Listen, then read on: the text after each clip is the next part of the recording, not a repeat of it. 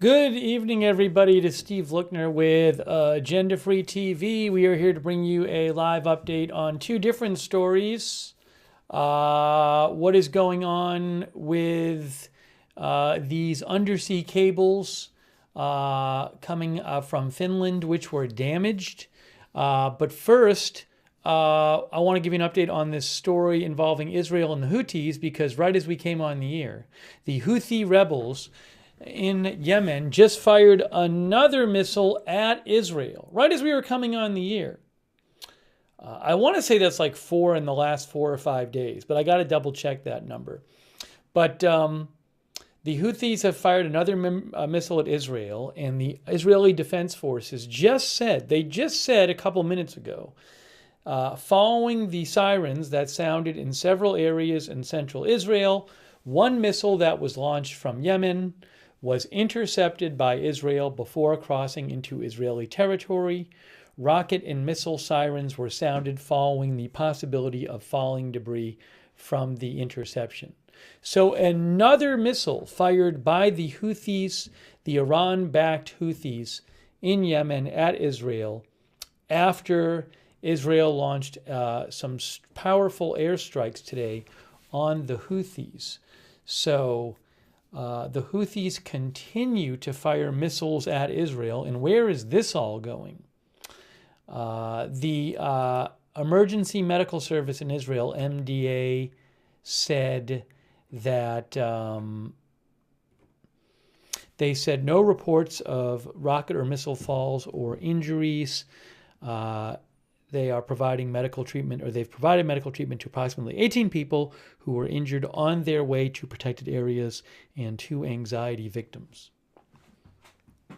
Cindy Lou says the Houthis don't know when to quit. So what's going to happen with this situation? That I do not know.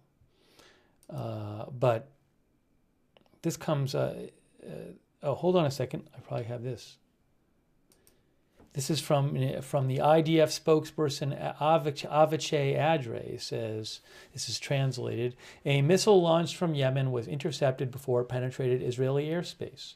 Alarms were activated in central Israel for fear of falling fragments of the interception operation. So a new missile right before we were coming on the air. How many is that? I saw a report of how many that was in recent days. Can I find it here? Let's see.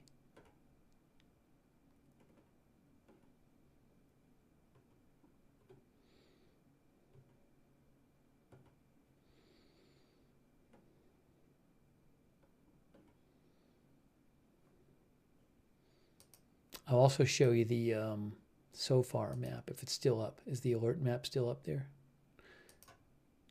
Yeah, so this was, I think this was all the alerts. This is the so far alert map. These are not still going off.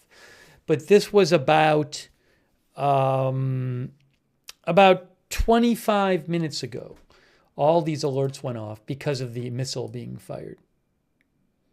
You can see there's Tel Aviv. Again, these are not current alerts. This is what happened about 25 minutes ago on the so far TZOFAR alert map, which you can find online. When there's missiles fired, there tend to be a lot of alerts that go off because I believe it's more areas are at risk from damage or debris from something getting shot down. So it's common when you see a missile fired as opposed to a rocket to see lots of alerts going off like this. Again, that's not a live alert shot. I just want to show you what the alerts looked like about 25 minutes ago.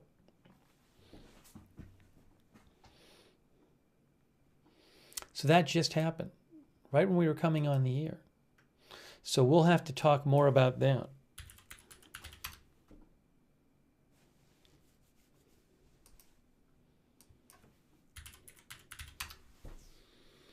Maybe we'll start with the Israel story, since that's kind of happening right this second.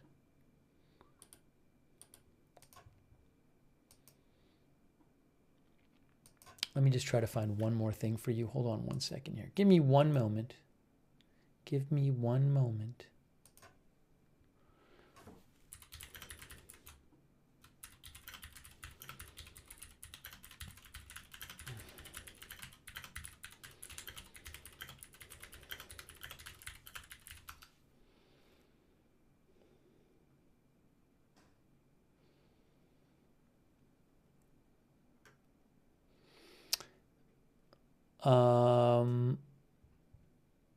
I think it's at least 3 missiles in the last week, but I thought I saw somebody say it was 4. Anyways, I don't have the exact numbers, but there have been multiple missiles fired in the last week or two against Israel by the Houthis in Yemen. So at least at this point, they don't seem to be deterred by Israel's threats and Israel's airstrikes. So where is this going next? Israel has said that they're going to start targeting Houthi leaders. We'll talk about that. We'll start by talking about this story. Then we'll get to the other story. Hey, I want to thank our moderators real quick. We have Beth Mythical and Roberts May Queen over on YouTube. They are moderating there right now. By the way, it is nighttime right now in Israel. What is it, about 3 in the morning there? 4 in the morning? 2 in the morning? No, 4 in the morning? About 4 in the morning Israel time. Also, thanks to Linda Belk and Larry, who moderate for us on X. Thanks to our Twitch moderators, Big Ball of Yarn, McBritches, and Surly Dev. Thanks also to Eat Bites for subscribing on Twitch. And thanks to our Facebook moderators, Margaret Riley, Kay Lowry Body, Ronald Egnor, all of our other moderators. Thanks also to Gary Eckert, our member. Hey, thanks PZ Papa Zulu for the gift memberships. That's really nice of you. PZ Papa Zulu over there on YouTube. CAC, our member. PH Survivor 92. Todd USA, our new member. Thanks, Todd. Schaff, our member. And thanks for your support on Patreon, Michael Janich. I really appreciate that. The Vintage Dude says 3:50. It's now 3:58 a.m. Israel time. So let's talk about these powerful airstrikes Israel launched today on the Houthis in Yemen, the Iran-backed Houthis. But remember, we just had another missile launch by the Houthis at Israel. Just happened about in the last half hour. Jamusi says there were missiles every night this week except yesterday. Is it the 4th this week?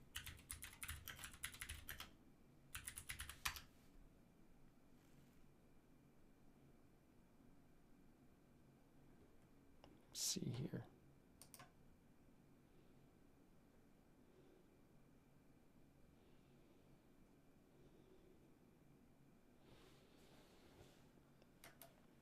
Several times in the past week, the Houthis have fired missiles. Let me show you on a map where we're talking about, too. I think that would be helpful. So you can see a map. This is from pretty far away. Okay, here's Google Maps. Israel is, oopsie. Israel's there, and Yemen's here. See, Israel, Yemen. I think it's like 1,000 miles away or something. Yeah, it's over like roughly, 1,000 plus miles away. There's Yemen. There's Israel. So just today, we had this happen. Israel strikes Houthi rebels in Yemen's capital while the WHO chief says he was meters away. Yeah, let me show you what the chief of the World Health Organization said today. Tedros Adhanom Ghebreyesus.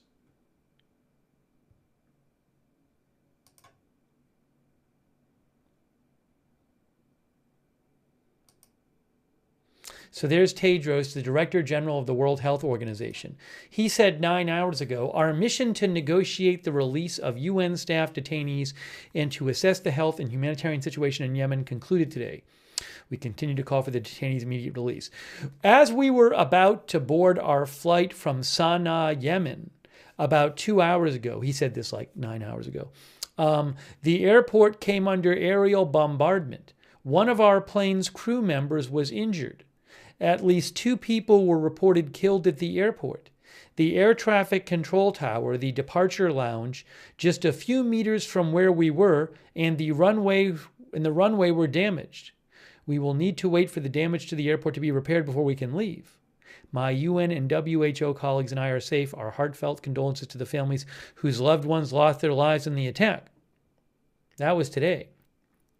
That's why it says here, Israel strikes Houthi rebels in Yemen's capital while the WHO chief says he was meters away. A new round of Israeli airstrikes in Yemen, this is from AP, today targeted the Houthi rebel-held capital and multiple ports, while the WHO Director General said the bombardment occurred nearby as he prepared to board a flight. At least 3 people were later reported killed and dozens injured in the airport strike by Israel. Israel's army told the AP it was not aware that the WHO chief or delegation was at the location in Yemen. All right, so look. As I mentioned, there was literally just a half an hour ago another missile fired from the Houthis in Yemen at Israel. The Israeli strikes today followed several days of Houthi missile launches setting off sirens in Israel.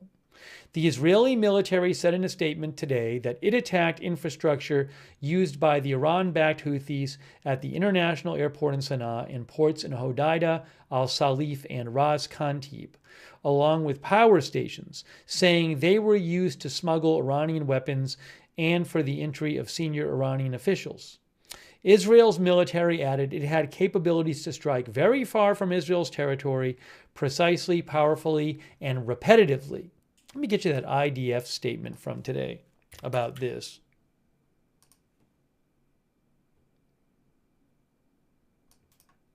Right here. This is what the IDF said today. Operational update.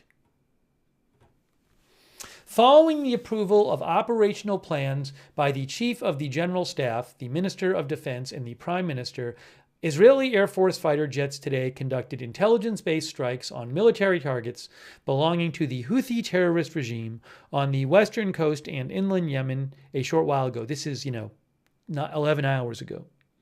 The Houthi terrorist regime has repeatedly attacked the state of Israel and its citizens, including in drone and surface-to-surface missile attacks on Israeli territory.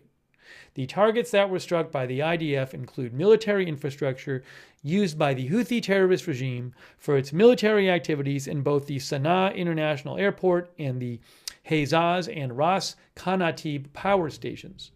In addition, the IDF struck military infrastructure in the Al-Hodeidah, Salif, and Ras Khanatib ports on the western coast. These military targets were used by the Houthi terrorist regime to smuggle Iranian weapons into the region and for the entry of senior Iranian officials into the area. This is a further example of the Houthis' exploitation of civilian infrastructure for military purposes. The Houthi terrorist regime is a central part of the Iranian axis of terror, says Israel, and their attacks on international shipping vessels and routes continue to destabilize the region and the wider world. The Houthi terrorist regime operates as an autonomous terrorist group while relying on Iranian cooperation and funding to carry out its attacks. The IDF will not hesitate to operate at any distance against any threat to the state of Israel and its citizens. Well, apparently this was not a deterrent to the Houthis because they just fired another missile at Israel about 45 minutes ago.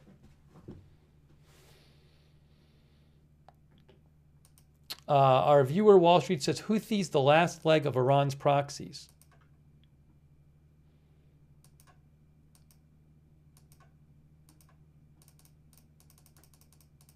So now that the Houthis have launched a missile after Israel attacked the Houthis today, are we going to have more attacks coming up? More attacks coming up from Israel on the Houthis? Look at this here. So as I mentioned, the Houthi strikes today, says AP, followed several days of Houthi launches setting off sirens in Israel. Then there was one tonight. The strikes today, carried out over 1,000 miles from Jerusalem, came a day after Israeli Prime Minister Netanyahu said the Houthis too will learn what Hamas and Hezbollah and Assad's regime and others learned as his military has battled those more powerful proxies of Iran.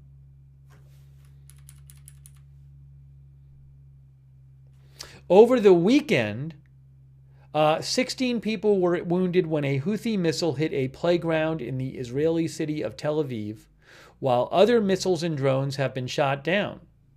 Last week, Israeli jets struck Houthi targets in Sana'a and Hodeidah, killing 9 people, calling it a response to previous Houthi attacks. The Houthis have also been targeting shipping on the Red Sea corridor, calling it solidarity with Palestinians in Gaza. The UN Security Council has an emergency meeting Monday scheduled in response to an Israeli request to condemn the Houthi attacks in Iran for supplying them weapons. So where is this all going?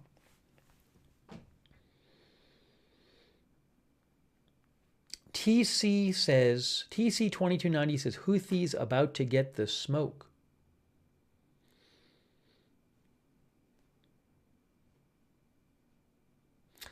Boston Girl says Israel needs to do what they did to Hamas and Hezbollah to the Houthis. Now, that's going to be difficult to do exactly what they did because they're so much farther away. Remember, with Hezbollah, Hezbollah is in Lebanon. It's across the border. The Israelis sent a lot of troops into southern Lebanon to fight against Hezbollah.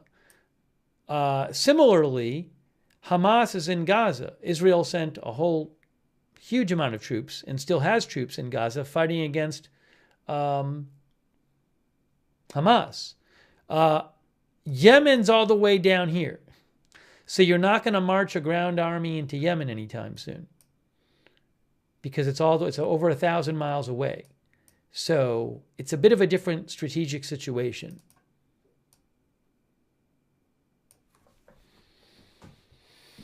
But, I mean, they keep firing missiles at Israel and drones.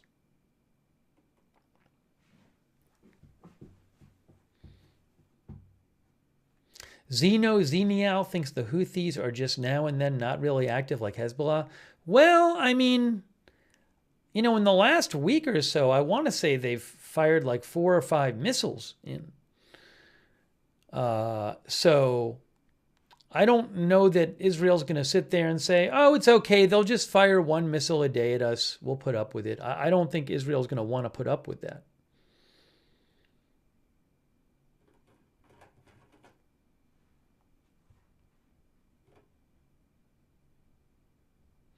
What started the fight between Yemen and Israel? Houthis started attacking Israel in solidarity with Hamas when Israel started attacking Hamas after the Hamas massacre in Israel last year.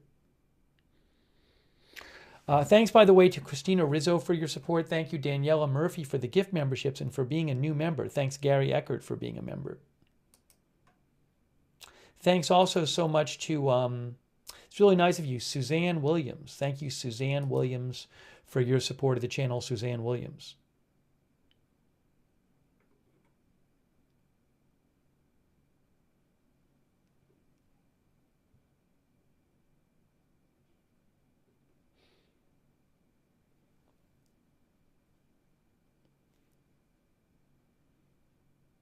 Sue's EQ Ball says Israel needs refueling jets to accompany them to Yemen. Gala says the U.S. bombs Yemen too. The U.S. has periodically attacked Houthi targets too. There was also something that happened a couple days ago. I think it was the Israeli defense minister who said they were going to start targeting the leaders of the Houthis. Yeah, look at this right here.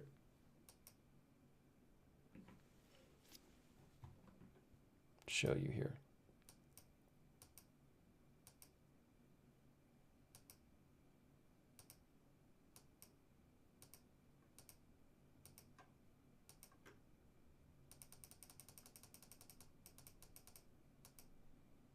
The Houthis are an Iranian-backed group in Yemen.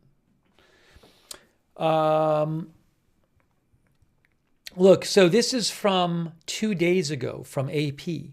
Israel's defense minister has confirmed that Israel assassinated Hamas's top leader last summer. We knew, I mean, I'm not going to really pay attention to that right now. The key point I want to call your attention to is Israel's defense minister says Israel is threatening to take similar action against the leadership of the Houthi rebel group in Yemen. The comments by the Israeli defense minister, Israel Katz, appeared to mark the first time that Israel acknowledged killing Ismail Haniyeh, the Hamas leader who died in Tehran in an explosion. Israel was widely believed to be behind that blast. In a speech on Monday, the Israeli defense minister said the Houthis would meet a similar fate as the other members of an Iranian-led alliance in the region, including Ismail Haniyeh. He also noted that, hold on a second, he also noted that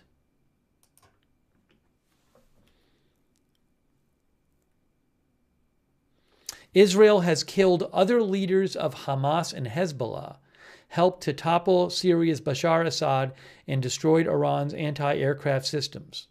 We will strike the Houthi strategic infrastructure. We will strike the Houthi strategic infrastructure and cut the head off of the leadership, said the Israel defense minister 2 days ago. Just like we did to Haniyeh, Sinwar, and Nasrallah in Tehran, Gaza, and Lebanon, we will do in Hodeidah and Sana'a in Yemen, he said, referring to Hamas and Hezbollah leaders killed in previous Israeli attacks.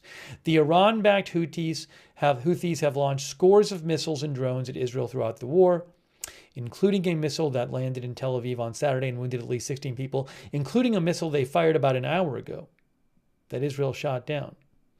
Israel has carried out its now 4 sets of airstrikes in Yemen, because they did one today, during the war, and vowed to step up the pressure on the rebel group until the missile attacks stop. So this situation is escalating.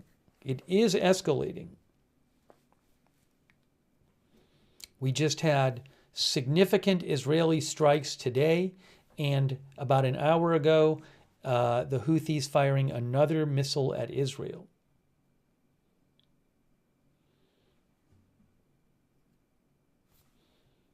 Did they fire a new kind of missile? No. I can see what, by new missile, I meant another missile in the headline. I didn't mean a new kind of missile.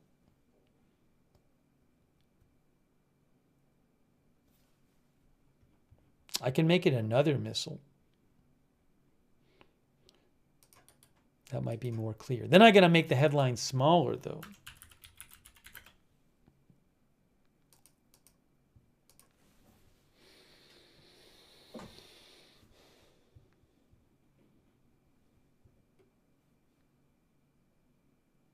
So Tim D. Lawson says Israel certainly means business. You know, I've seen some speculation that maybe like the airstrikes today by Israel in Yemen are like the beginning of a bigger campaign.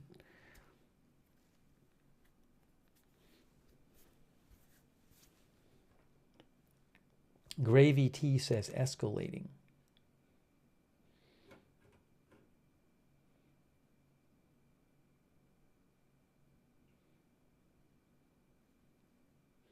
Let's see here. Hey, thank you, Joseph Fiorentino, who says, Merry Christmas, Happy Holidays, Happy New Year, Happy Hanukkah. Yeah, Happy Holidays to everybody out there watching the channel. Frank, 4 years, says, this whole mess is a joke. All right, so this certainly, I'm going to get to Finland in a second, but this certainly bears watching, this whole thing. Oh, I might have a video I can show you. Hey guys, I think I have a video I can show you about the situation in Israel and Yemen. Ooh, I do. How about that? We're going to show you that in a second.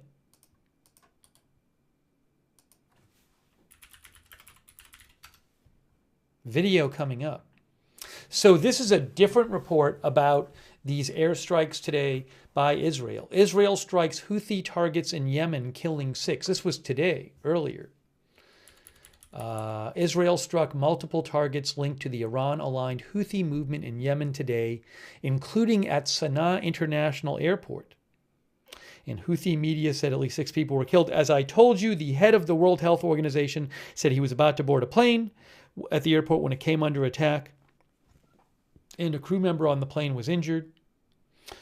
Israel said in addition to the airport, it also hit military infrastructure at ports of Hodeidah, Salif, and Ras Kanatib on the west coast of Yemen. It also attacked the country's Hezyaz and Ras Kanatib power stations.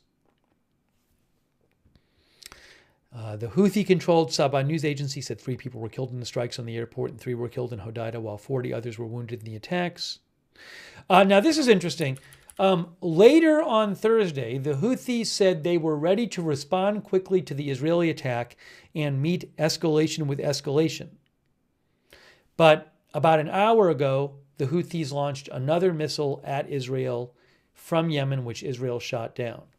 The Houthis have repeatedly fired drones and missiles toward Israel in what they describe as acts of solidarity with Palestinians in Gaza. Israeli Prime Minister Netanyahu said in an interview with Channel 14 that Israel was only at the beginning of its campaign against the Houthis. We are just getting started with them, he said.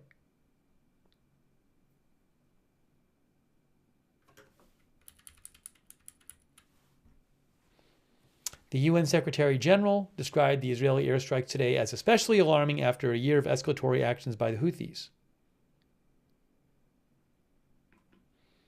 Also, just a little more background here. Oops, sorry. At the bottom here, it just points out that, Reuters points out that, hold on a second here. Right down here. More than a year of Houthi attacks has disrupted international shipping routes on the Red Sea, forcing firms to reroute to longer and more expensive journeys that have in turn stoked fears over global inflation. On Saturday, Israel's military failed to intercept a missile from Yemen that fell in the Tel Aviv-Jaffa area, injuring 14 people. All right, let's look at a video in a second. I want to show you a video about this situation.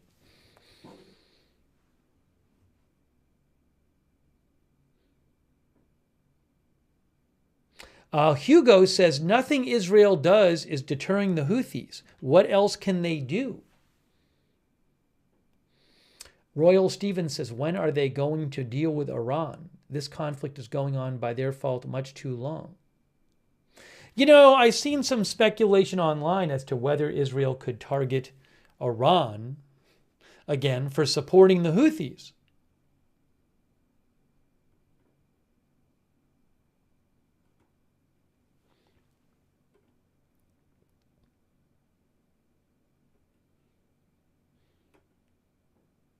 Jamie Lunis says it seems Israel is a bully.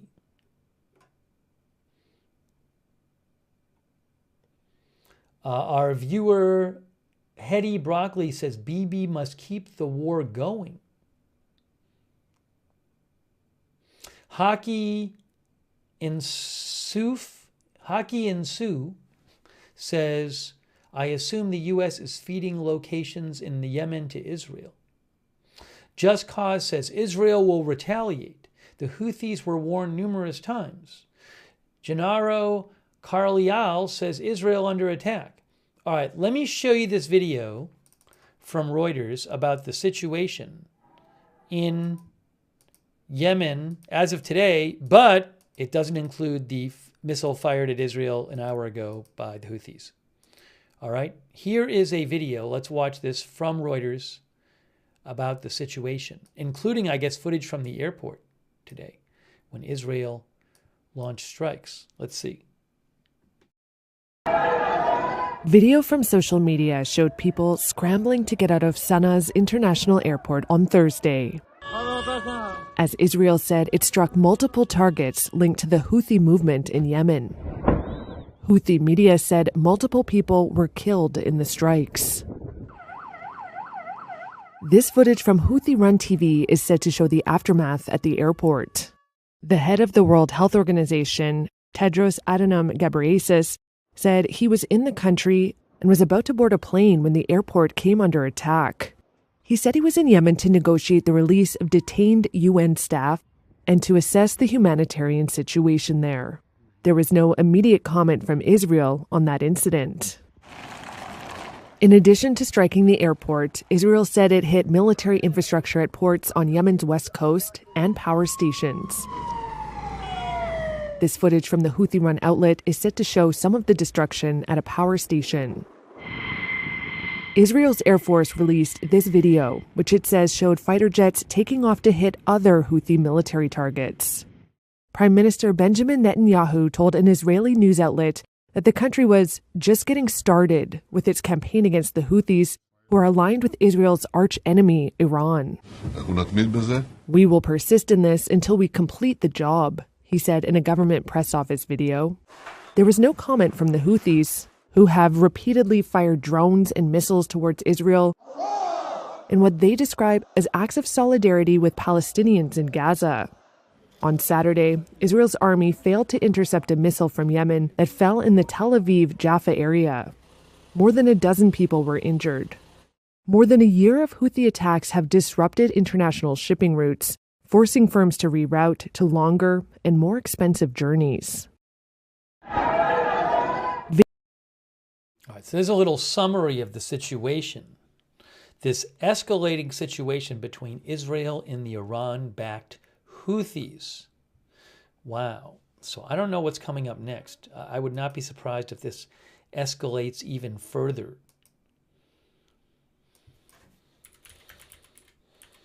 I don't know if I have a video of that missile strike in Tel Aviv. I don't think I have a video of that I can show you.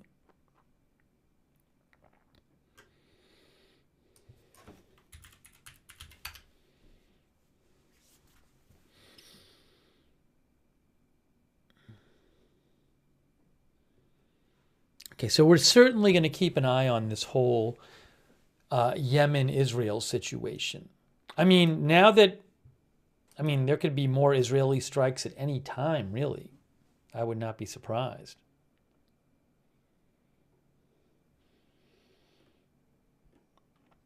Let me just see if there's any more updates about what happened tonight.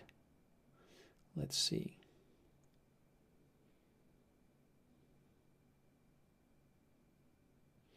Itay Blumenthal, who is with Channel 11 Israel, Khan News, Itay Blumenthal says Israel is preparing for more attacks on Yemen.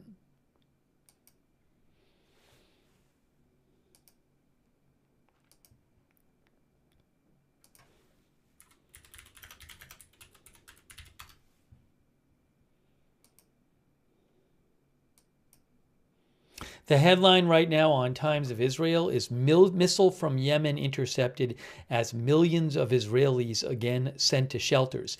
It is the fifth missile to target Israel at nighttime in the last 8 days. How about that?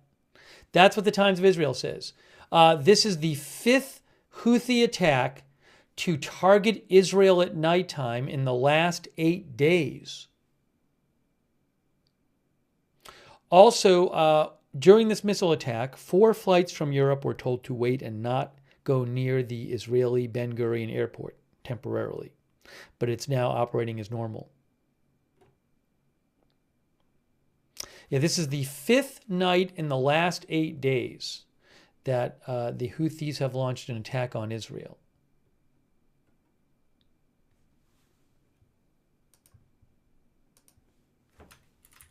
Hang on one second.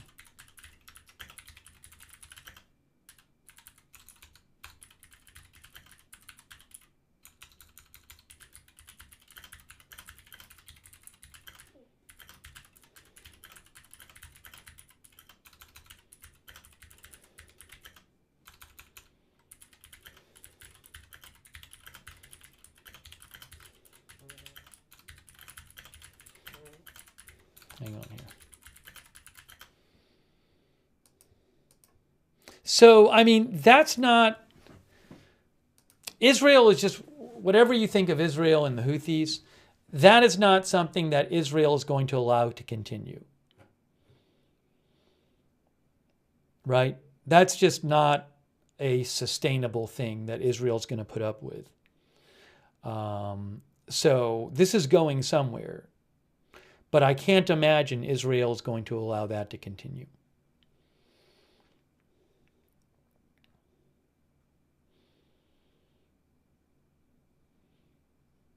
And, that affects millions of people. And, because people all get these alerts in the middle of the night and they got to run to their shelters. So, again, whatever you think about them, it's going to be a big deal in Israel. This is an example of what it looks like, all the sirens there. This is from the Israeli Defense Forces 45 minutes ago. Millions of Israelis are currently in shelter in the middle of the night. Beth Haiku says, I agree. Again, I'm just saying that Israel is going to not want to let this continue, but I don't know what the plan is.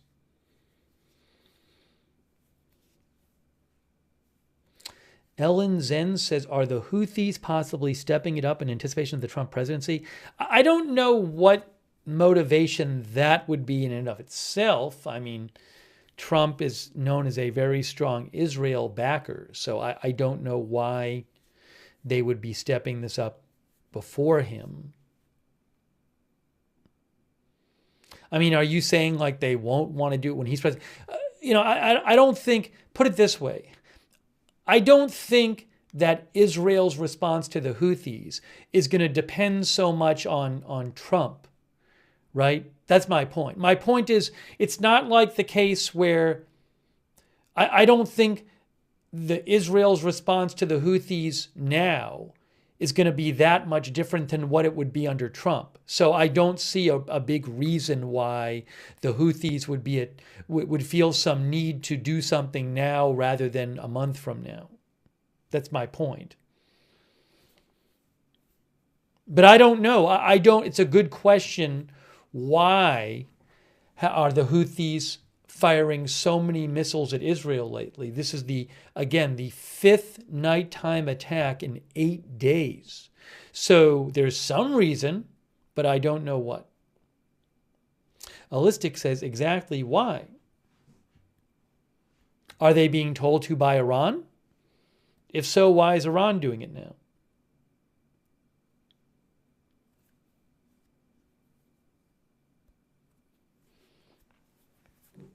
Thank you, Ellen Zen. So again, Ellen, I do agree it's a good question why this is happening lately. Frisian drone aviator thinks Iran is behind it. Randy's Craft says Israel needs to stop the aggression. Laser Worm says desperation moves from Iran. Cloud99 says there's no endgame.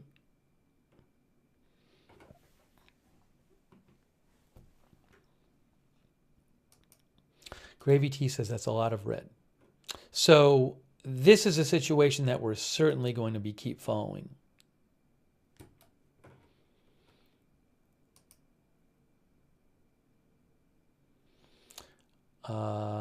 HMN says Yemen better bunker down. Israel response should be soon.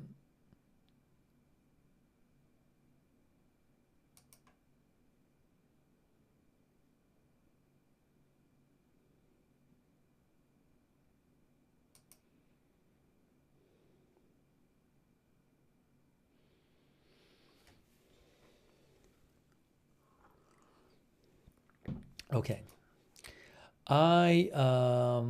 Michael Lauzone says, how many missiles did Iran supply? I don't know if the missiles they're firing now came from Israel or came from Iran or not.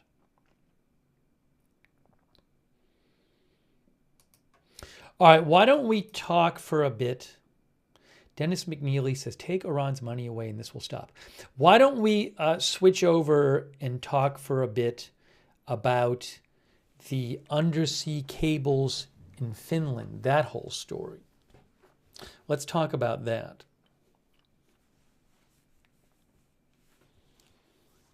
That's a whole different story.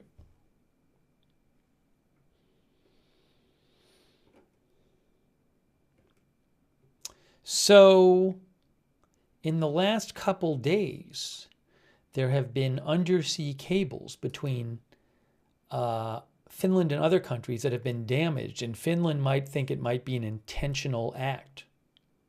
And Finland has detained a ship connected to Russia.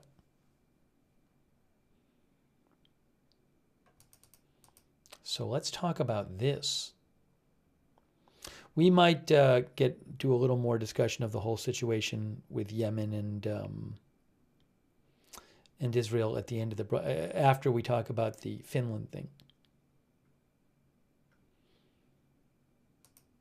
All right, so let's talk about that. Let me show you here something from Traficom. Traficom is a Finnish agency.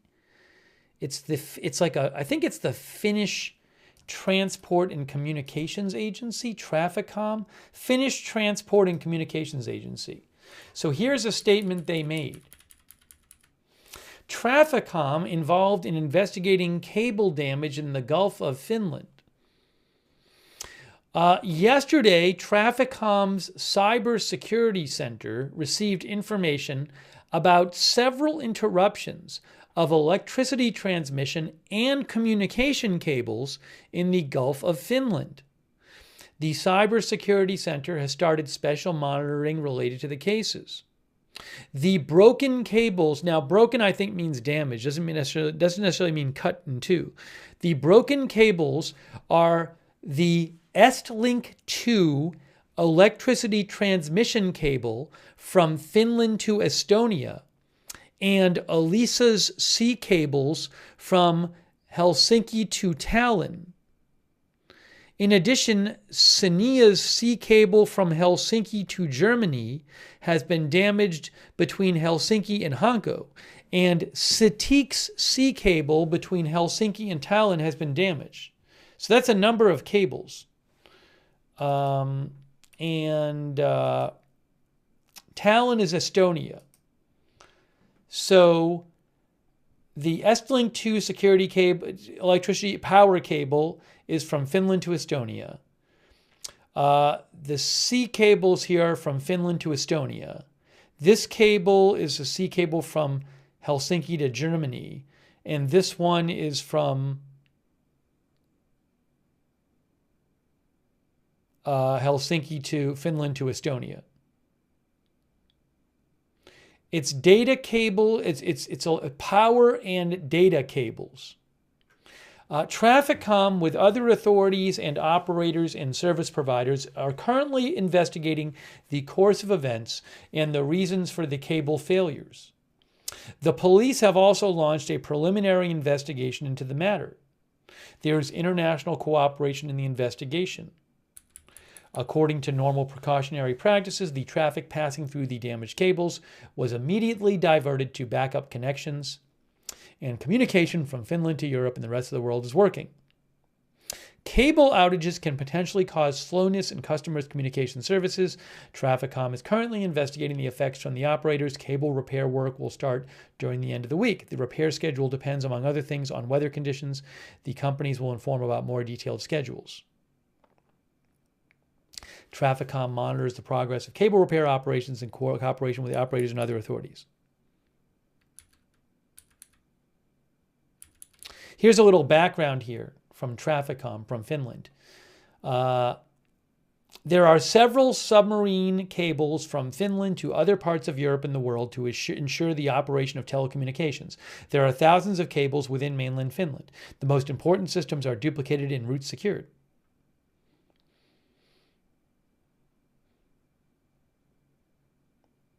The use of the internet does not depend on a single cable or even its backup connection, says Traficom CEO Jarkko Sarimäki. This incident has had no impact on Finland's security of supply. Finland is well prepared for various disruptions in electricity transmission and telecommunications. All right, so that's a little background there. Again, a number of, we have a power cable and a number of data cables, I believe, have been damaged. So I'm going to give you some specifics. I just want to show you what They said, the government said, the Transport and Communications Agency said. So one cable that's been damaged is the Estlink 2 power cable. And that cable, I'll show you on a map where that is.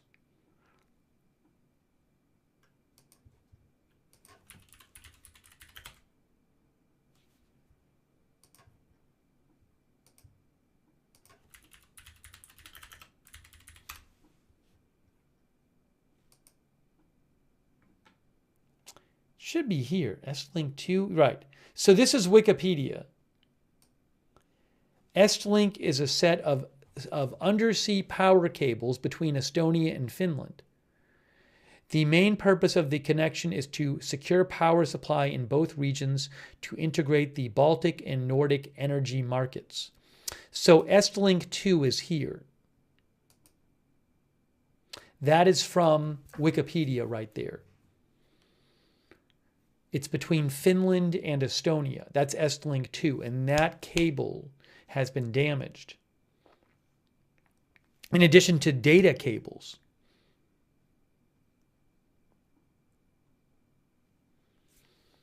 And let me show you something about this. Finland stops Russia-linked vessel over damaged undersea power cable in Baltic Sea.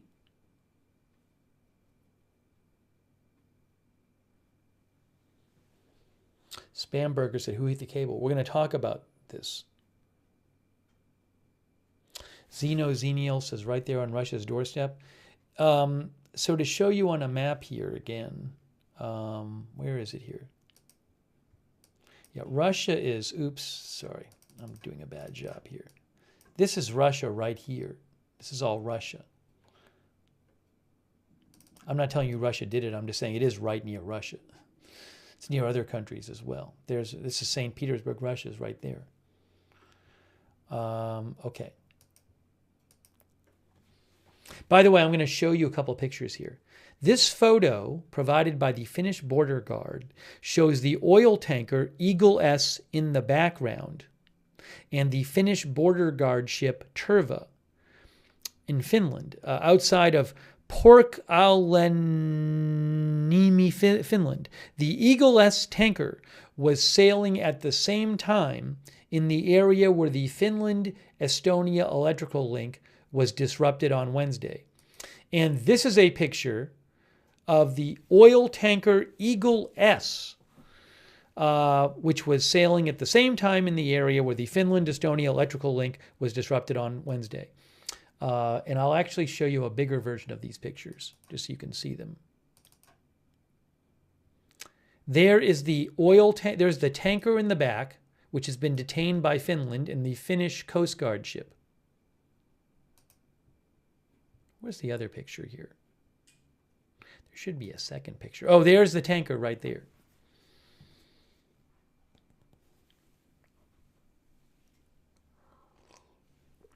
Nan B says, glad Finland joined NATO. Okay, so Finland stops Russia-linked vessel over damaged undersea power cable in Baltic Sea.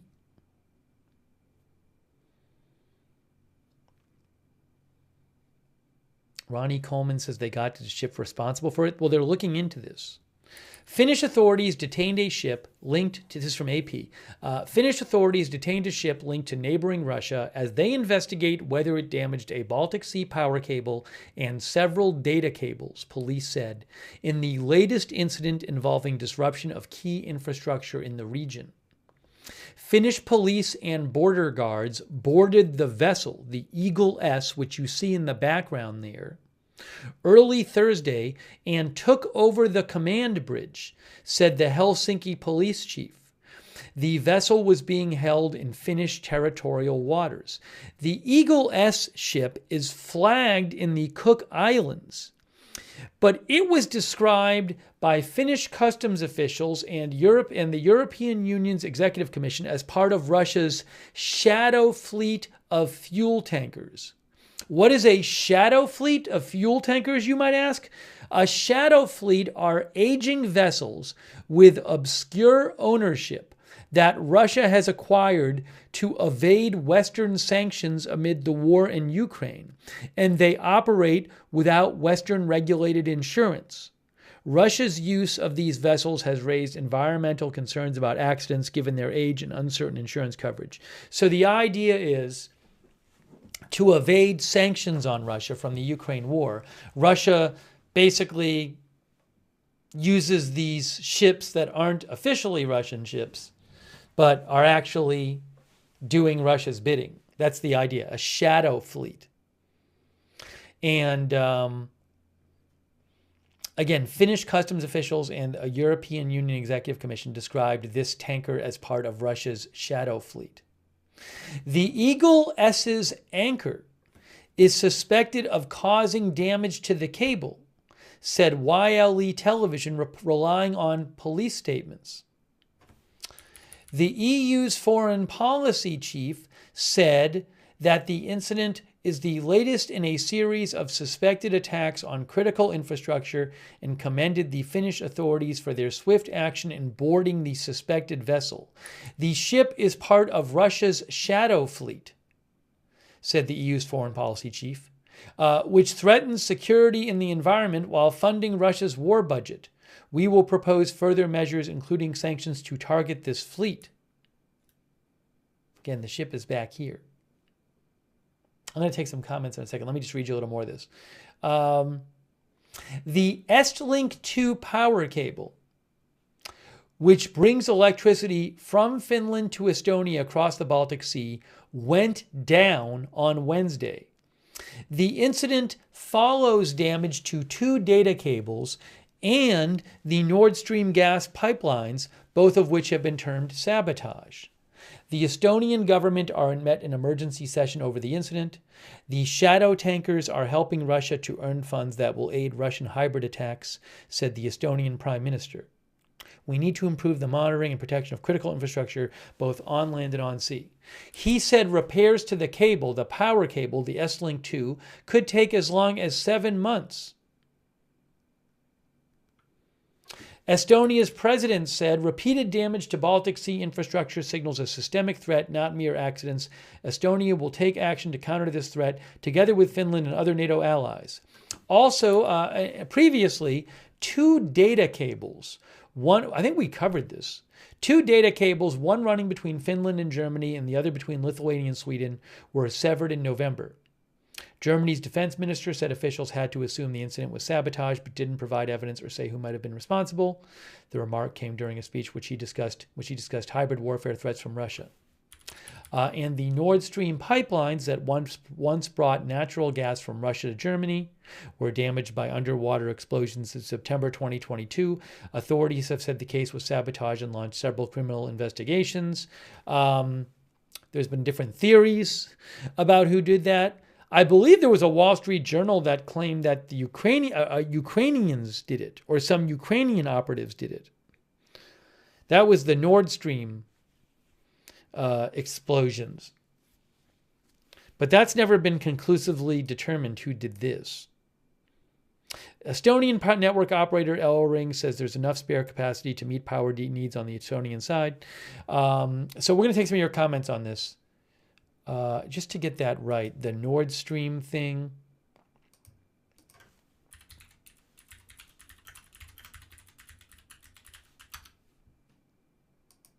Yeah, in August, the Wall Street Journal came out with an article in August claiming that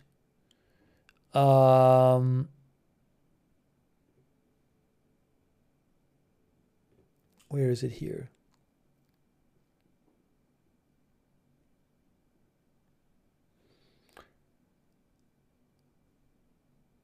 Claiming that it was a Ukrainian operation to take out the Nord Stream pipelines. Yeah, they said the Wall Street Journal in an article in August claimed it was a Ukrainian operation. That's what they said. Anyways, but as for this, again, a Russian, well, alleged Russian shadow tanker is being held.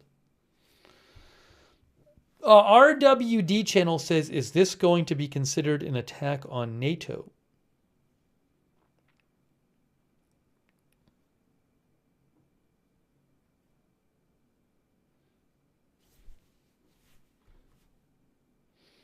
Vivian says, I don't believe the Nord Stream thing was Ukraine. Well, for the moment, I'm going to focus on this one because the Nord Stream thing is like a whole other debate we could get into. But for the moment, let's talk some more about this. Let's see here. Hey, thanks to our member DEFCON 2, and thanks to Raina Hood for the gift membership.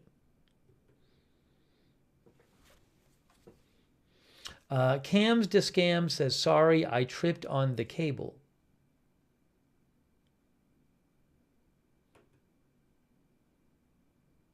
No, he is risen. I have not heard that these cables damage have significantly affected power or data because they have redundancy. There are other sources of power and other sources of data.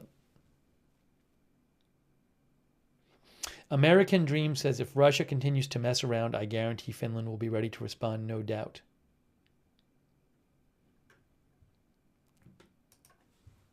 Hang on one second here.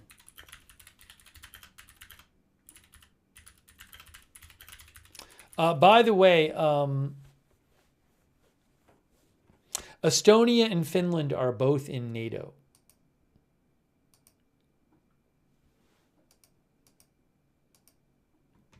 Here's another article. Finland boards oil tankers suspected of causing internet power cable outages.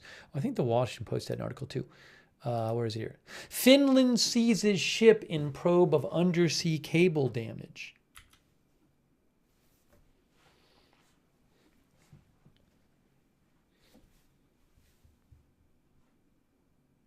Oh, by the way, this ship might be on marinetraffic.com. Let me just check out marinetraffic.com. It's a ship tracking site. Let's pull that up and see if we can see it there.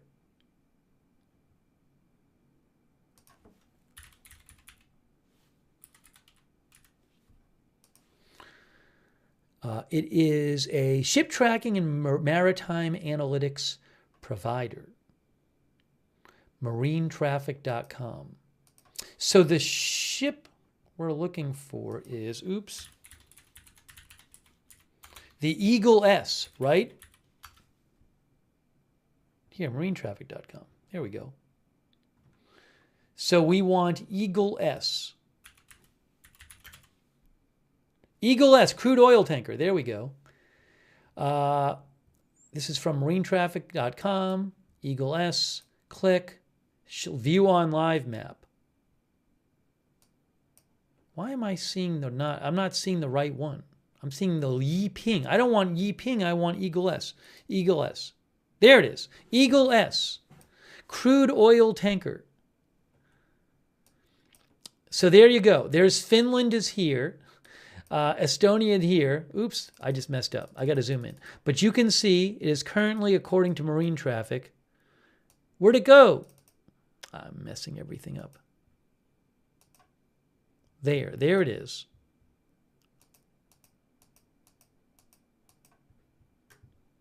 See, so there's Finland here, and there's Estonia here, and there's Finland. So you can see it's right here. Position received 1 minute ago. Okay. And I think, is there the Finnish ship next to it? Still the Coast Guard ship? Let's see. Right there, the blue ship. Turva. Hey, look. Oh, no. Oh, no, wait. Turva? That's a different ship. No. Hold on, I'm doing the wrong thing here. Why is it not coming up? That must be the, that's Eagle S, I know. See, it says Eagle S. That's the tanker. This must be Turva, patrol vessel. There you go. So that is the patrol vessel. That's the Finnish patrol vessel, right? Turva. And then right next to it is the Eagle S crude oil tanker. Again, you can go to marinetraffic.com to track the ships, but that is as of 1 minute ago. Can we use, I'm not like a professional subscriber to this, so for past track, okay, so this ship has been in the area for a while, but I don't know how far we can go back on past track. I mean, this is really not moving much. Let me just see how far this goes back, how much I have access to. Where's the zoom out?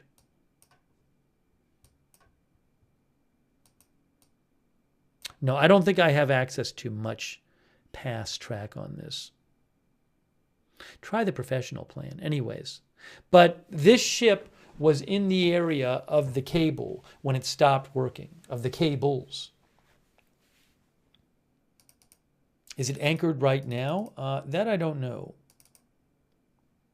I mean, it's just been there. How do I get rid of this? Oh, there we go. Okay. At anchor. Yes, it is anchored. It literally says at anchor.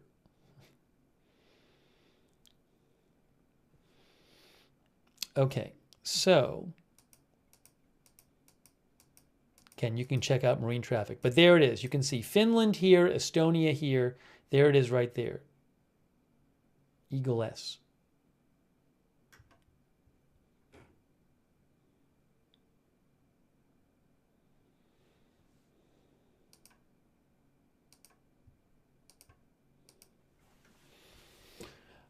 Okay, so let's talk a little more about this. That's the wrong article. Finland seizes ship in probe of undersea cable damage. Oh, Frisian drone aviators said the ship doesn't have an anchor anymore. I think one of its anchors is missing. But I think one of the articles talks about that. Finnish authorities seized an oil tanker as part of an investigation into the cutting of an undersea cable connecting Finland and Estonia, they said on Thursday. The tanker, suspected by European authorities to be part of the Russian shadow fleet intended to evade sanctions, is believed to have caused the damage with its anchor. An undersea cable, Estlink 2, that carries electricity between Finland and Estonia was severed in the Baltic Sea Wednesday, according to Finnish police. It's the latest in a spate of murky disruptions to undersea cables that have put European authorities on high alert and heightened fears of sabotage. Finnish authorities also reported damage to 4 other submarine cables carrying data.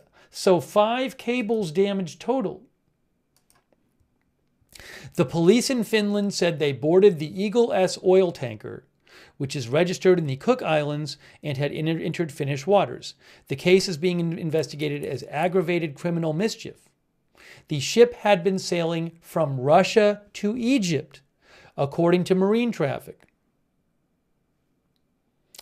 The Finnish prime minister said it was too early to conclude Russia was behind the damage, and said the two countries had not been in contact. However, he emphasized the incident underscores the huge threat posed by Russia's shadow fleet to Baltic nations.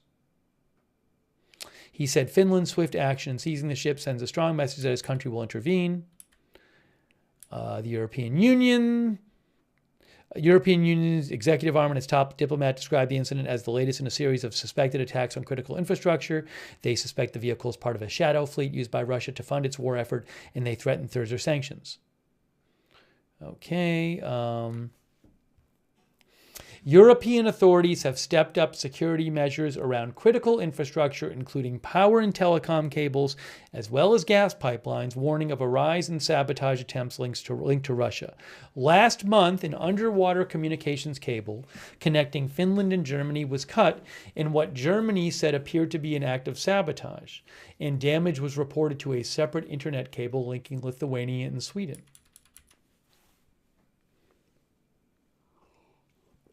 NATO officials increasingly describe alleged sabotage and criminal incidents as a growing campaign against nations in the Western Defense Alliance over their military support for Ukraine and their sanctions against Moscow. Russia has denied any connection to such plots. According to Finnish and Estonian authorities, there's been no impact on the energy supply in the two countries since the cable outage. The damage may take months to repair to the power cable. Our viewer, Buckminster Fullerene, says accidentally for the 15th time in last months.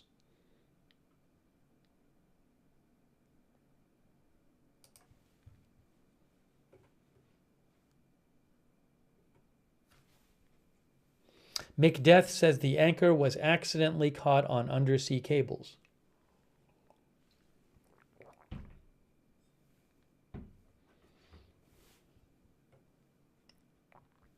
Here again is the picture of, there's a close-up picture there of the Finnish ship. I think that's the Turva. Yeah, it is the Turva. See, it says Turva right on it. That's the ship we saw on marine traffic. That's the Turva patrol ship, and that is the Eagle S tanker. Nice picture. And there's the Eagle S tanker.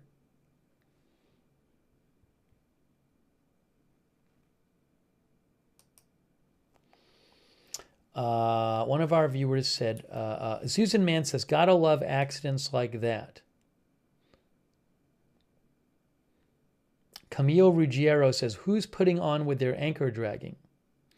Brendan Bruman says, this is a very scary, scary situation.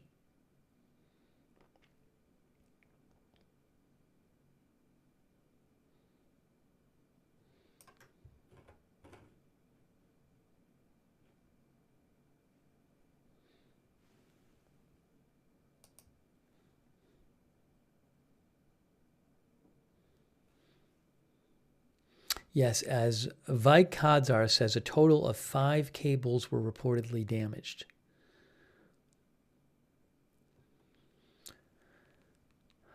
Wall Street says, what would happen if a Western vessel accidentally cut a Russian cable? Artful Nothing says it was accident, comrade. Lazy Dong says it was says yet another oops.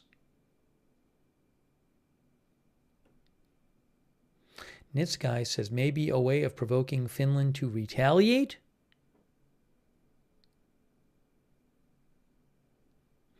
Aaron Weirdo says accidentally shoots down a plane and kills 34 people. I think that accident was 38, and now accidentally destroyed undersea cables. Yeah, so we don't know what happened here. Finland says they're looking into it. They're investigating it, but we have not had a conclusive announcement by Finland about their investigation. Michelle Batten says, at least it's not affecting anyone, which is good, but that's crazy still. I did read an article that talked about the cable damage could affect Finland, for example. Is it Finland or Estonia or both? If, like, it's a cold winter, it could impact the power supply, because it is a power cable. What article said that? Was it the Wall Street Journal article? Hold on a second here. Let me see.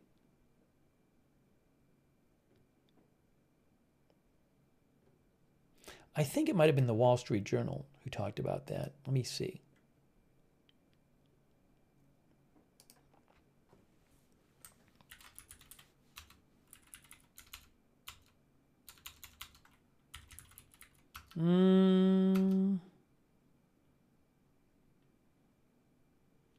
Yeah, so, oh, hold on. Maybe I can find this right here. Fingrid. Did Fingrid say something about it?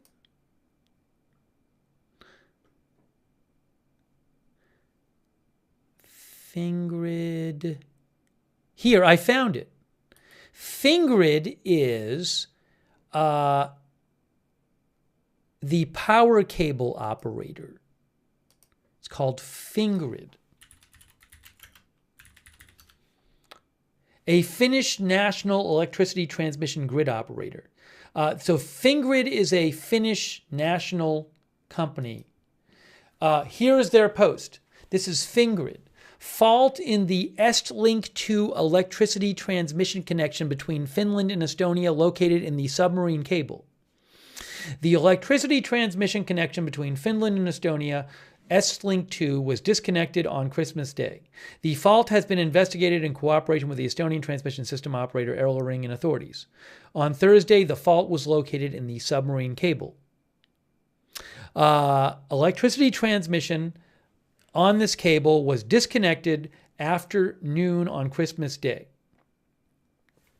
The fault was located on the submarine cable.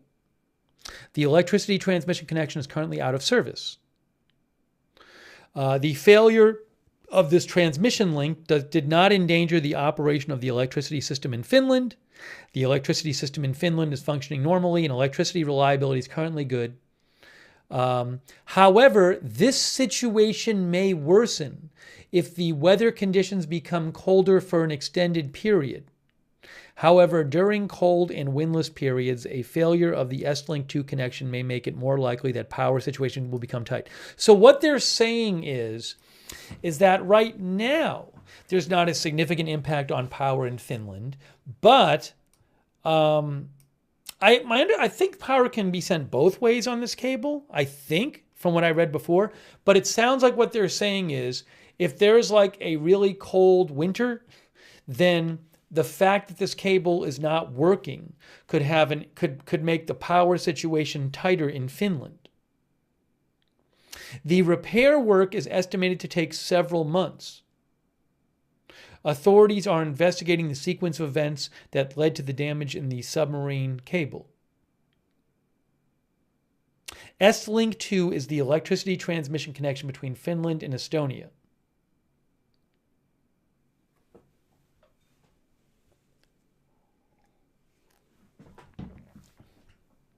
By the way, Dawn Lisa, our viewer, says Turva means safety in Finnish. Jesus saved sinners says definitely intentional.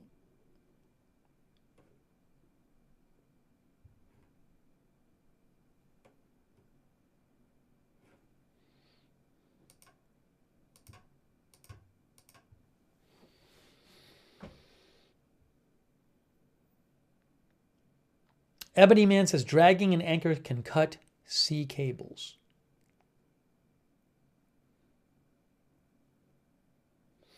McDeath says Russia is guilty, or if it's an accident, it shows how incompetent the Russians are. Wall Street says no way to really secure them, I'm guessing.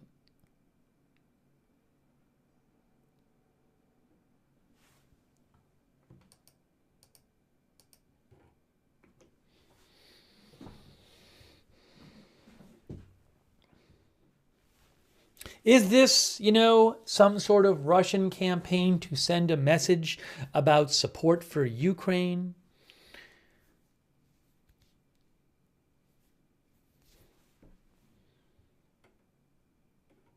Is it kind of a threat? That I can't tell you. Pond says, wasn't it a Chinese ship last time? So you're talking about the incident like a month ago. That was a different incident. I'd have to look that up. I believe there was a Chinese ship in the area in that one.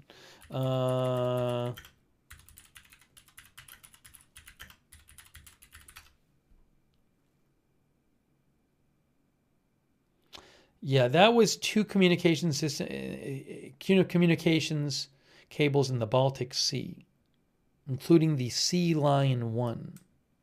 That was November 28th. Let me see if I can find something about that.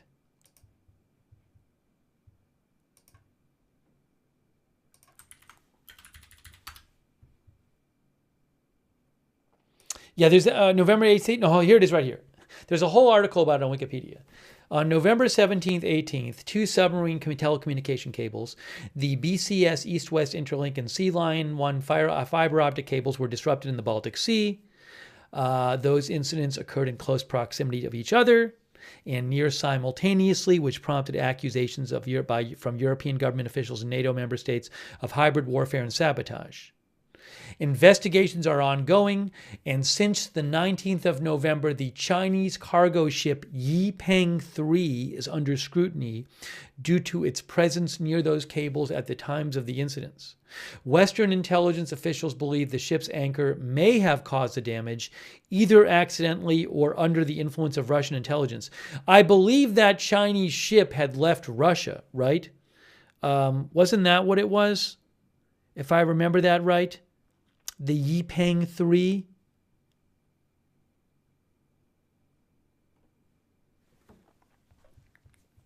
Yipeng 3 left the Russian Baltic harbor on November 15th. And then it was in the area when these cables stopped working on, what was it, the 18th or whatever it was, 17th, 18th. Anyways, I'll post a link to this article if you want to read it, because it's a different thing. But it was, again, there's a Chinese ship that's being investigated, but that ship had left from Russia just a couple days before. I'm going to post a link to this article in the chat if you want to read it, the Wikipedia article. And that was just about 5-6 weeks ago.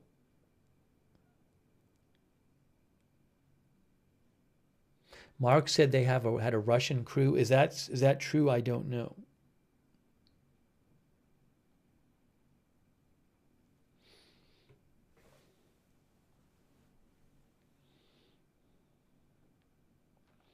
Pretty fast, yes, that ship left. Said yes, that ship left Russia. Starchild says Putin doesn't want NATO on his doorstep. George P. thinks this is Russia throwing a fit over yet another Scandinavian country joining NATO. So again, this is not the one we're covering. This is not the one that just happened. This is the one in November. But I wanted to just mention that one. This is the one that just happened. Ratato Skirt says pure coincidence.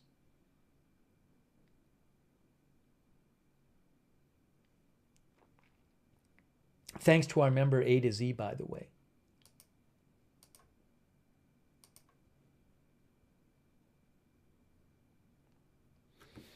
Let me just look at this. Anything else in this Reuters article? Finnish authorities today seized a ship carrying Russian oil in the Baltic Sea on suspicion it caused the damage of an undersea power cable connecting Finland and Estonia a day earlier, and that it also damaged or broke 4 internet lines. 2 fiber optic cables owned by Finnish operator Elisa linking Finland and Estonia were broken, while a third link between the two countries owned by China's Estlink was damaged. And that power cable Estlink 2 stopped working. A 4th internet cable running between Finland and Germany and belonging to Finnish group Cinia was also believed to have been severed.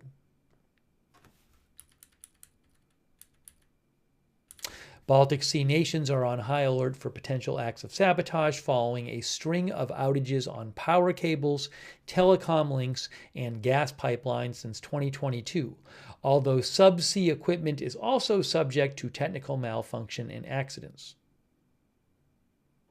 Repairing the 106-mile-long Estlink 2 power cable will take months, and the outage raised the risk of a strained power supply during the winter, operator Fingrid said in a statement, which I read to you. The Eagle S Panamax oil tanker crossed the Estlink 2 power cable at 10:26 GMT on Wednesday.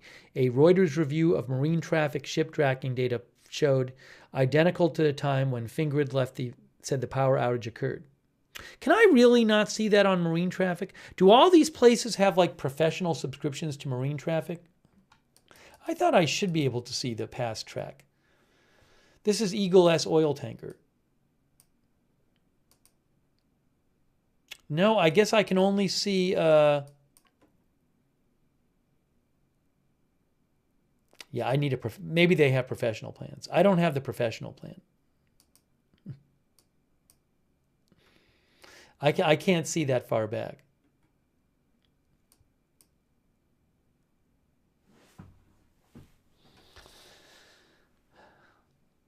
Oh, NPM says maybe those, good point. They might have looked it up like right after, because I guess NPM says you get 24 hours of track. So maybe if you looked it up right after, you could have seen it. Okay. This is marinetraffic.com. It's a good tracking site for ships. They are a what is it? How do they describe themselves again? It is there's a specific phrase they use. Something like marine traffic and data analytics or something. I'm going to get this for you. It's called,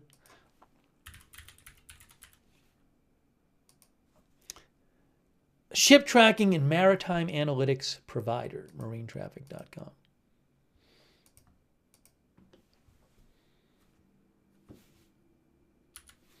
According to Marine Traffic, though, the ship crossed over the cable at 10:26 GMT on Wednesday. Listen, look at this. The Eagle S tanker crossed the Estlink 2 electricity cable at 10:26 GMT on Wednesday, a Reuters review of Marine Traffic ship tracking data showed. Identical to the time when Fingrid said the power outage occurred. So the Finnish government organization that runs the cable, I guess, they said that it stopped working at 10:26 GMT, which just so happens to be the time that the Panamax oil tanker crossed over the cable.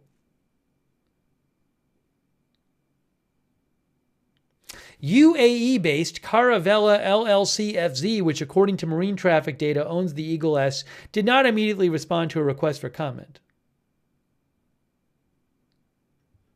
Peninsular Maritime, which according to Marine Traffic acts as a technical manager for the ship, declined to comment outside of the company's operating hours. Damage, the Estonian foreign minister said damage to subsea installations in the Baltic Sea has now become so frequent that it is difficult to believe this was caused merely by accident or poor seamanship.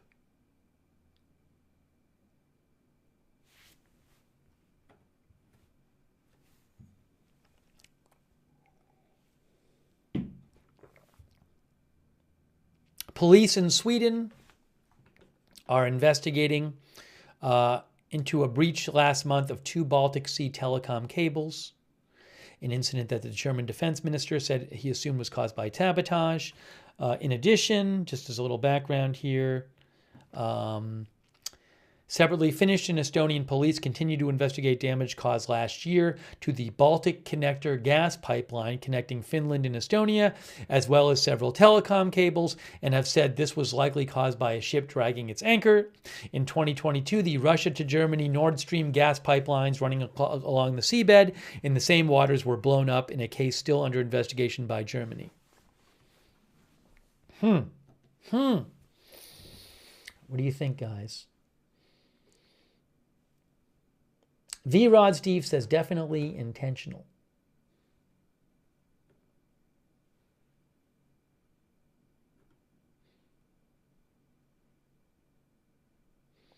T-Wiki says the captain of that ship is finished. Red Squirrel 82 says not a coincidence.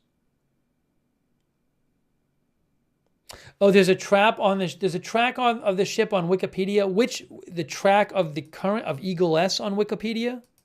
You're saying? Where? They put it up that quick? Eagle S. Oh, it's already. Hey, look, they have it. You're right. Wow, good call. Wikipedia is fast. The 2024 Estlink 2 incident. That is a map. It's a track from Not a Genius. Actually, though, I guess this is marine traffic data. It's made by Not a Genius. I don't know. They might have just lifted this from marine traffic. So anyways, I'm going to direct you to marine traffic from this. Apparently, this is marine traffic data, but it shows the track of that ship.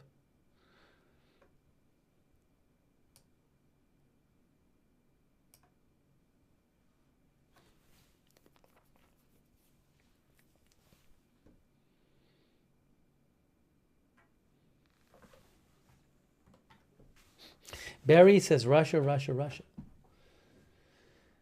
Yeah, the cable is, I think, around 100 miles long.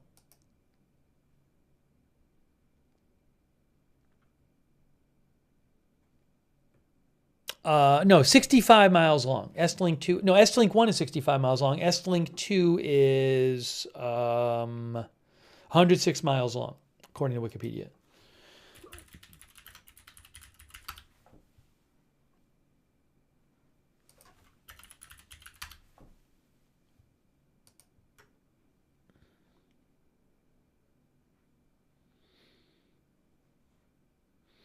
The New York Times says to skirt restrictions, the Kremlin, as Russia has invested billions of dollars in a fleet of mostly unmarked tankers not easily traced to Russia.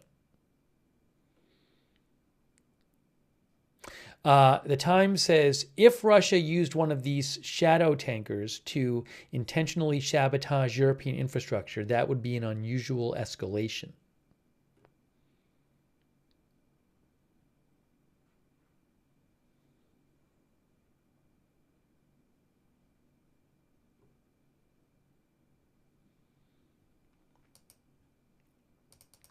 Smooth Blue says Russia reeks of desperation. Let me check some of the messages here.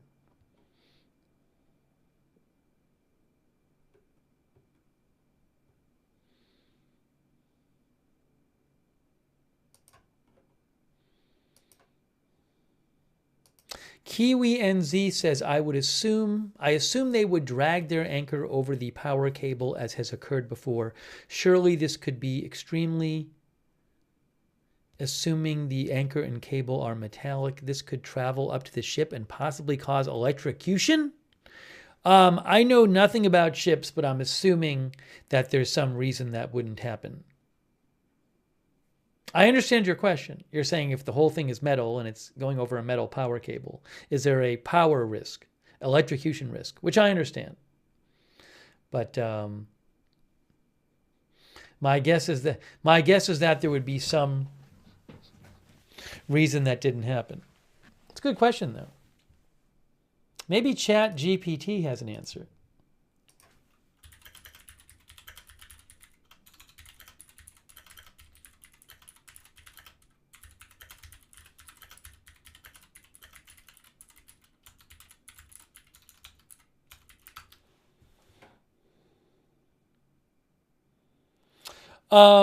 Chat GPT says submarine power cables are heavily insulated, but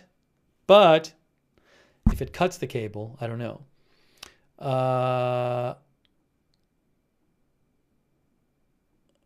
Yeah, so one thing Chat GPT says is that usually when there's damage to the cable, it doesn't fully expose the conductor.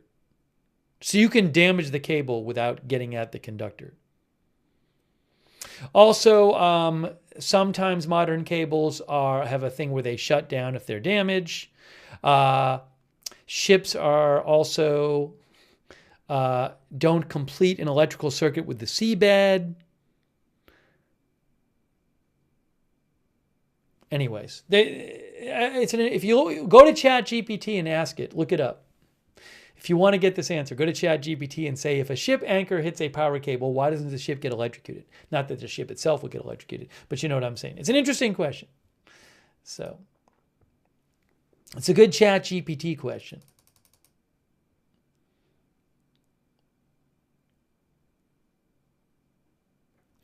Charge NNP3 thinks the reason why it is so easy to target the cables is because the navigation charts mark the cables so no one accidentally damages them with their anchors, so it's public information.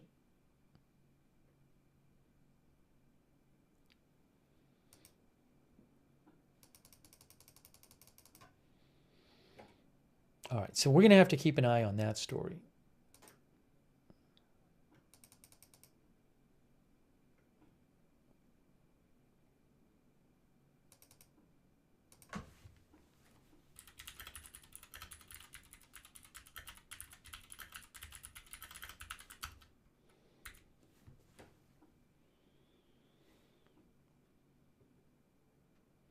Now, one of our viewers pointed out that if you ask ChatGPT, it said annually there are 150 to 200 instances of damages to undersea cables worldwide.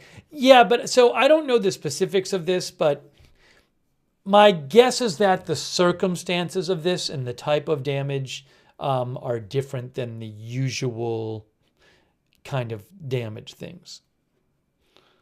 That would be my guess. That there's specific things about this case which makes the authorities in Finland believe we could have sabotage here.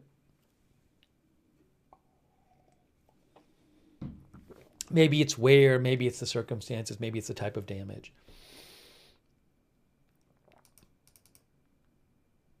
Yeah. Donco says 150 caused by anchor dragging. Yeah, so my guess is that there's specifics about this. Sonny Kim thinks there's no commercial reason to be that deep. It was done on purpose by someone.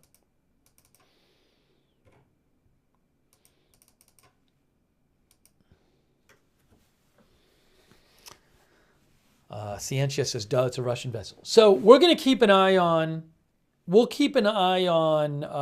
that. There's two things where we're going to keep an eye on both of these stories. On what's going on with the Houthis and Israel. As I mentioned, right before we came on the air, the Houthis fired another missile at Israel, the 5th time they've launched a nighttime attack at Israel in 8 days. And this comes the same day that Israel launched some strong airstrikes against the Houthis, which we talked about earlier.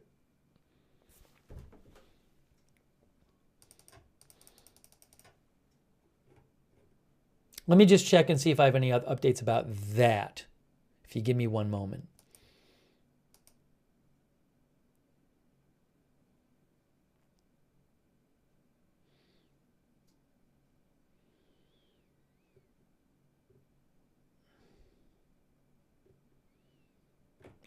Hang on a moment here.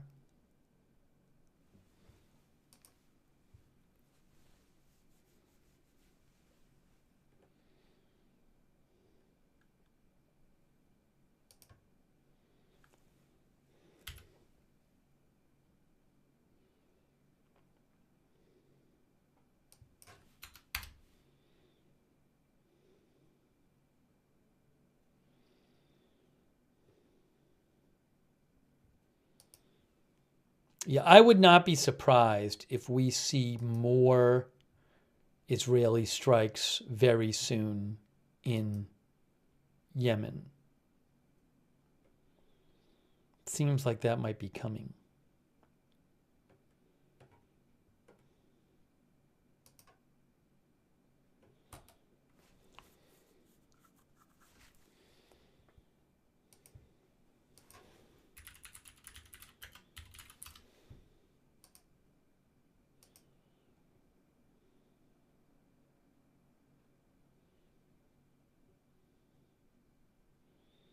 Yeah, Jerusalem Post points out that the missile attack tonight from the Houthis was just hours after the Israel. Well, it's probably about 11, 12 hours after the Israeli attacks on Yemen.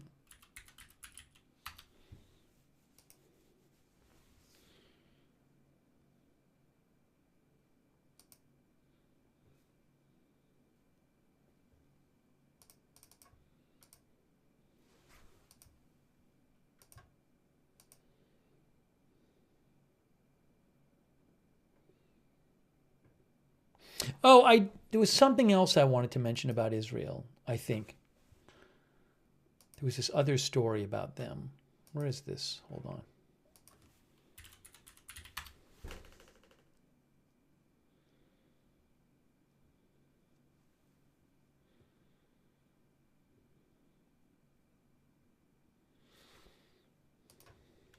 See if I can find it.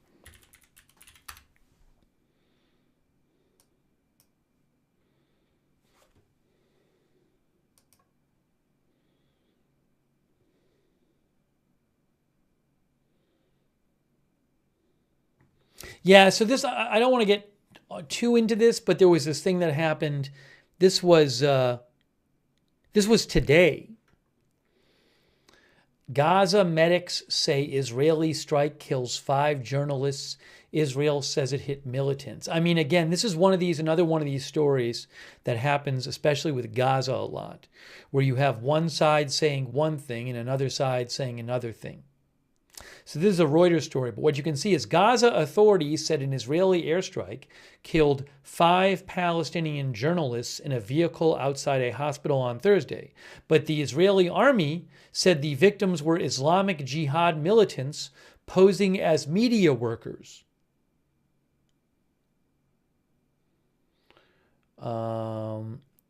The Palestinian Journalists Union said one strike killed 5 journalists from the Al-Quds Today channel who were in a broadcast vehicle in front of a hospital in central Gaza.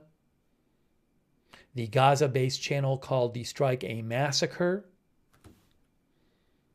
and said the journalists were killed as they carried out their media and humanitarian duty. The Israeli military said it conducted a precise strike on a vehicle with an Islamic Jihad terrorist cell. Later, it issued a statement listing the names of the 5 TV crewmen and saying intelligence from multiple sources confirmed these individuals were Islamic Jihad operatives posing as journalists.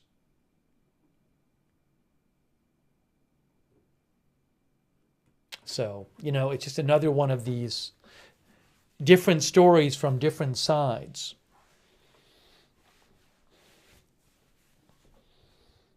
So I wanted to mention that as well.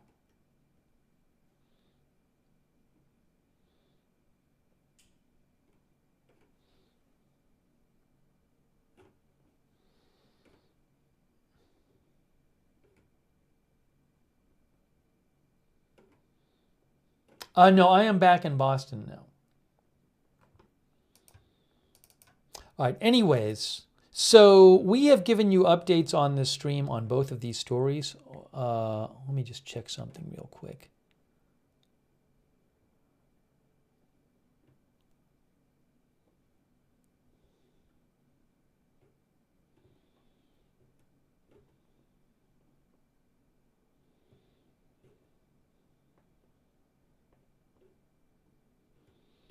Oh, something else I want to mention real quick. This is just kind of a random thing. I just saw this from Vincent Lee from Bloomberg, but he mentioned that Yonhap, which is South Korean, I think state-run news, says that South Korea announced it has captured that a wounded North Korean soldier has been captured in Ukraine.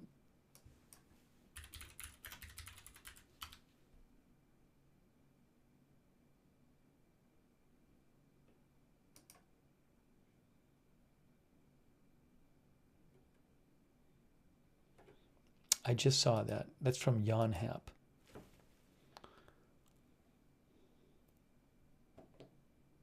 Yeah, National Intelligence Service confirmed capture of one wounded North Korean soldier has been captured alive on the Kursk battlefield, apparently. It was the first time it has been confirmed that a North Korean soldier deployed to the Ukraine war was captured. Anyways, just want to mention that to you. That's from Yonhap. Anyways. All right. So look, that is basically the updates I have on these two stories. So I wanted to come on the air and give an update about these two stories. But that's what we have right now. So certainly we'll keep an eye on the Houthi and Israel situation. If there is some big news on that, I will come back on the air and cover that. Also, we'll keep an eye on the damaged cables situation. If news developments warrant, I will come on the air and cover that. If you missed it, we were on the air earlier today, and we did a stream on... My brain has just stopped working. I literally can't even remember for the moment what we did the stream on earlier. It was the plane that got shot down. New reports coming out that Russia air defense shot down the plane that crashed in Kazakhstan. So if you missed that, we did that stream earlier. But at this point, that's basically the updates on these two stories. So I think we're getting to that time, guys.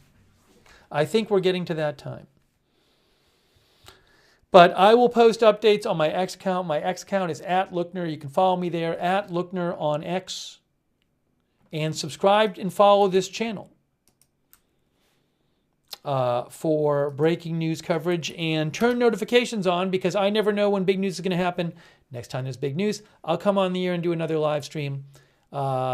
We have a free notification system, It's done through Discord. It works great. You sign up one time. You get sent a notification whenever we go live. So sign up for the notifications. Our mods will post that link in the chat. Okay. And you can find the link on the Facebook and YouTube descriptions for this broadcast. Hey, I really appreciate you guys joining this update stream. It was a little different. We covered two stories because there were two things I wanted to talk about. Thanks for bearing with me while we covered two stories. And I appreciate you tuning in. I appreciate people writing in with their comments and letting me read their comments on the air.